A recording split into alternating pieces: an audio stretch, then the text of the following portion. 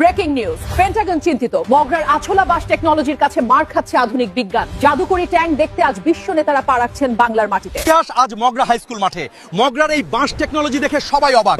America থেকে আরব, বিশ্বের বাঘা বাঘা ক্রেতা এখন বাংলার মাটিতে। চলুন সরাসরি দেখি। স্যার, মরুভূমিতে লোহার ট্যাঙ্কে তো গরমে ফ্রাই হয়ে যাবেন, কিন্তু আমাদের মগরার বাসে ন্যাচারাল ছিদ্র আছে, বাতাস ঢোকে, কারেন্ট ছাড়াই এসি, একদম ঠান্ডা। ইয়া হাবিবি, মরুভূমিতে লোহার ট্যাঙ্কে গরম লাগে, কিন্তু এই বাঁশের ট্যাঙ্কে তো ন্যাচারাল এসি, খুব ঠান্ডা। আমি 100 পিস অর্ডার দিলাম। পেমেন্ট কি তেলে দিব না ডলারে? দেখেন স্যার, বাজায় দেখেন, একেবারে পাকা তল্লা বাস।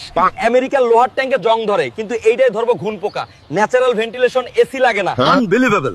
আমি পেন্টাগনকে বলবো সব লোহার ট্যাঙ্ক বেচে দিয়ে মগরা থেকে বাঁশ ইম্পোর্ট করতে। মেক বাঁশ গ্রেট এগেইন। আমার তো পারমাণবিক বোমার দরকার নাই। কালকেই 100 পিস বাঁশের ট্যাঙ্ক অর্ডার কনফার্ম কলচুরা। এইটা দিয়ে আমি দুনিয়া সাইজ করবো। শোনেন স্যার, এই ট্যাঙ্কের মেন সুবিধা হলো তেল লাগে না, গ্যাস লাগে না। মাঝে মধ্যে ড্রাইভারের 1 প্লেট কাচ্চি খাওয়াইলেই দৌড় দিব, আর গুলি শেষ হয়ে গেলে বাস খুলে পিটাইতে পারবেন। এইটা হচ্ছে আমাদের মগরা লঞ্চার 33। এটা টার্গেটিং সিস্টেম এমন, একবার লক করলে আর মিস হয় না, সোজা গিয়ে শত্রুর পাছায় লাগে। ওহো, এই পাছায় লাগা টেকনোলজি তো আমি এতদিন খুঁজতাছি। আমার ওই পশ্চিমা বাচাল বন্ধুটার জন্য বুকিং দিলাম।